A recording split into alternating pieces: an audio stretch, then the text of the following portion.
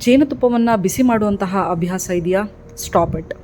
ಜೇನುತುಪ್ಪವನ್ನು ಬಿಸಿಯಾದಂತಹ ಯಾವುದೇ ಪಾನೀಯ ಜೊತೆಗೆ ಸೇರಿಸಿ ಸೇವಿಸುವಂತಹ ಅಭ್ಯಾಸ ಇದೆಯಾ? Stop it. ಜೇನುತುಪ್ಪವನ್ನು ಯಾವುದಾದ್ರೂ ಸ್ಪೈಸಿ ಕರೀಸ್ ಅಥವಾ ಸ್ಪೈಸಿ ಫುಡ್ ಜೊತೆಗೆ ಮಿಕ್ಸ್ ಮಾಡಿ ಸೇವಿಸುವಂತಹ ಅಭ್ಯಾಸ ಇದೆಯಾ? Stop it. ಜೇನುತುಪ್ಪವನ್ನು ಈಕ್ವಲ್ ಕ್ವಾಂಟಿಟಿ ಆಫ್ ಘೀ ಜೊತೆ, ತುಪ್ಪದ ಜೊತೆ, ಈಕ್ವಲ್ ಕ್ವಾಂಟಿಟಿ ಆಫ್ ತುಪ್ಪದ ಜೊತೆ ಸೇವಿಸುವಂಥ ಅಭ್ಯಾಸ ಇದೆಯಾ? Please stop it.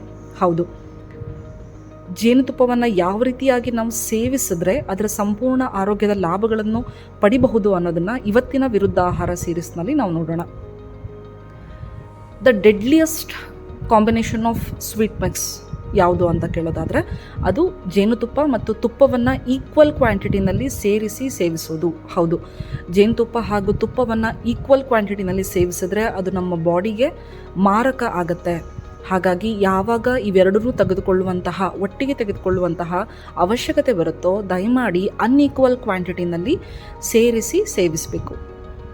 ಹಾಗೆ ಜೇನುತುಪ್ಪವನ್ನು ಯಾವುದೇ ಕಾರಣಕ್ಕೂ ಬಿಸಿ ಮಾಡಬಾರ್ದು ಹಾಗೂ ಬಿಸಿಯಾದಂತಹ ಯಾವುದೇ ಪಾನೀಯಗಳ ಜೊತೆ ಸೇರಿಸಿ ಸೇವಿಸಬಾರ್ದು. ಇದು ನಮ್ಮ ಡೈಜೆಷನ್ ಇಂಪೇರ್ಮೆಂಟ್ ಆಗುತ್ತೆ ಹಾಗೂ ಲಿವರ್ ಹೆಲ್ತ್ನ ಡ್ಯಾಮೇಜ್ ಮಾಡುತ್ತೆ. ಹಾಗೆ ಯಾವುದೇ ಸ್ಪೈಸಿ ಆಹಾರದ ಜೊತೆ ಜೇನುತುಪ್ಪವನ್ನು ಮಿಕ್ಸ್ ಮಾಡಿ ತೆಗೆದುಕೊಳ್ಳೋದ್ರಿಂದ ಪಿತ್ತ ಇಂಬ್ಯಾಲೆನ್ಸ್ ಆಗುತ್ತೆ. ಆದ್ಮೇಲೆ ಜೇನುತುಪ್ಪ ನಮ್ಮ ದೇಹಕ್ಕೆ ಎಷ್ಟು ಆರೋಗ್ಯಕರ ಅನ್ನೋದು ಎಲ್ಲರ ಬದುಕಿನಲ್ಲಿ ಇವಾಗ ಆಲ್ರೆಡಿ ಎಕ್ಸ್ಪೀರಿಯನ್ಸ್ ಆಗಿರುತ್ತೆ. ಹೌದು, ಆದರೆ ಇದನ್ನು ರಾಂಗ್ ವೇನಲ್ಲಿ ಕನ್ಸಂಪ್ಷನ್ ಮಾಡೋದ್ರಿಂದ ಅಷ್ಟೇ ನಮ್ಮ ದೇಹಕ್ಕೆ ತೊಂದರೆ ಆಗುತ್ತೆ ಅನ್ನೋದನ್ನು ನಮಗೆ ಅವೇರ್ನೆಸ್ ಇರಬೇಕು. ಈ ಮೇಲೆ ಹೇಳಿರುವಂತಹ ಪಾಯಿಂಟ್ಸ್ಗಳನ್ನು ಗಮನದಲ್ಲಿಟ್ಕೊಳ್ಳಿ, ಆರೋಗ್ಯವನ್ನು ಕಾಪಾಡಿಕೊಳ್ಳಿ.